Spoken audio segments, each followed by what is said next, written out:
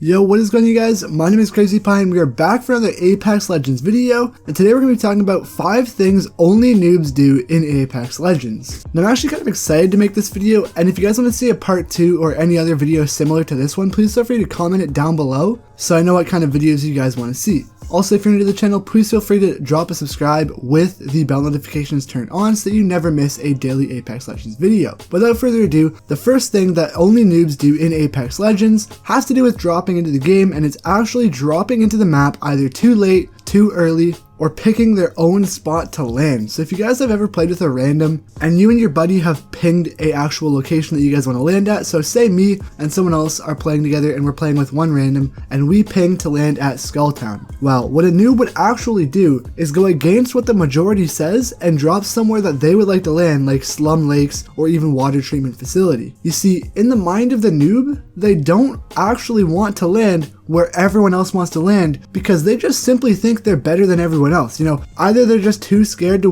land wherever you want to land, but like they just got a mind of their own and they don't even want to land where the majority of the population lands or where you guys want to land. Another example is if you're trying to land on the supply ship, the noob will actually jump a little bit too early and won't actually make it onto the supply ship.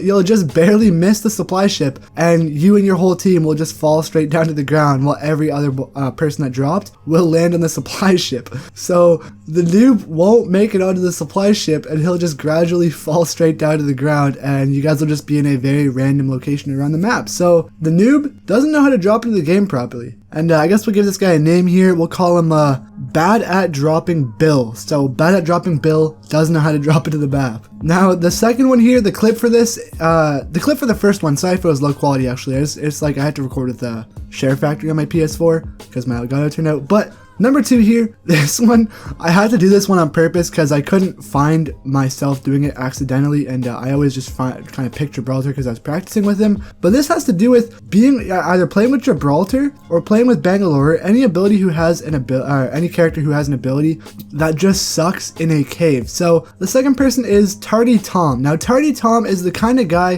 who will drop his ability in a cave if he's Gibraltar or Bangalore. I've seen this countless amounts of times where Gibraltar will use his special ability like his Thunder Strike and just absolutely toss it in the middle of a cave, not realizing that he's in a cave and that the ability is going to hit the top of the cave. Like, I don't know how many times people have to realize the law of physics in a video game, but if you place an ability that rains down missiles from the sky when you're in a sheltered building or cave, 10 times out of 10, the ability is not actually going to drop into the cave and it's just going to end up hitting on top of the cave. So Tardy Tom simply just hasn't learned the law of physics and doesn't know that if you call in an ability inside of a cave, that it's not going to land in there. So, you know, just give Tardy Tom the old heads up next time when you're playing with him. This also works with Bangalore's Lightning Strike ability, as well as Octane's Launchpad, because if you place Octane's Launchpad in the cave right in front of bridges and market, you're not really going to go that far, you're really just going to end up hitting the roof. So make sure you're not placing a Launchpad in there, boys. Now, coming in for number 3 here, we also have Tardy Tom here using the Bangalore ability. And this one's gonna be with the smoke. Now this has happened to me so many times when I'm playing with buddies or just playing with randoms, and for some reason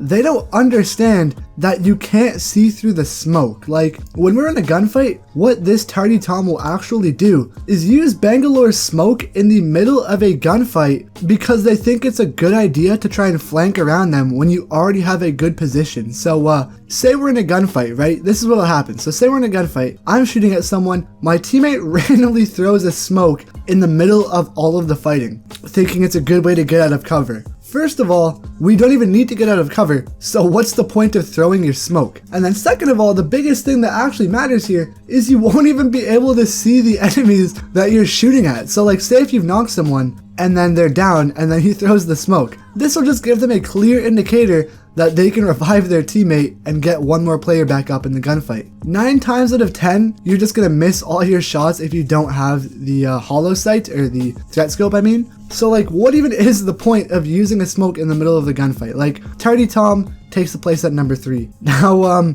coming in at number 4 here, we have Selfish Sally. Alright, so Selfish Sally is the type of noob to not use the ping system. Now this could be for various reasons. A, they don't know how.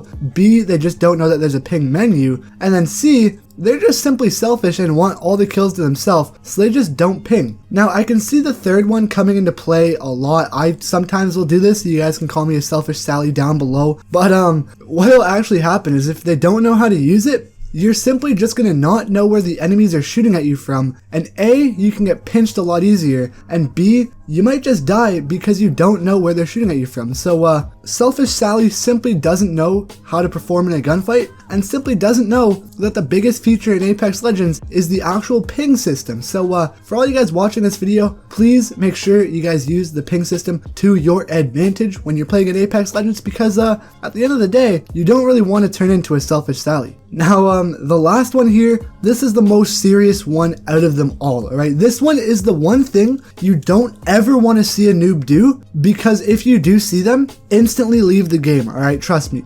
instantly leave the game if you come across this noob in Apex Legends. And coming in at number 5 here, or number 1, doesn't really matter, whichever order you guys would like, we have Mozambique Mitch. Alright, so what Mozambique Mitch will actually do is either use the Mozambique thinking it's a good gun, or the most important thing you guys gotta know here, he'll ping the Mozambique. Man, if you see someone pinging the Mozambique, leave.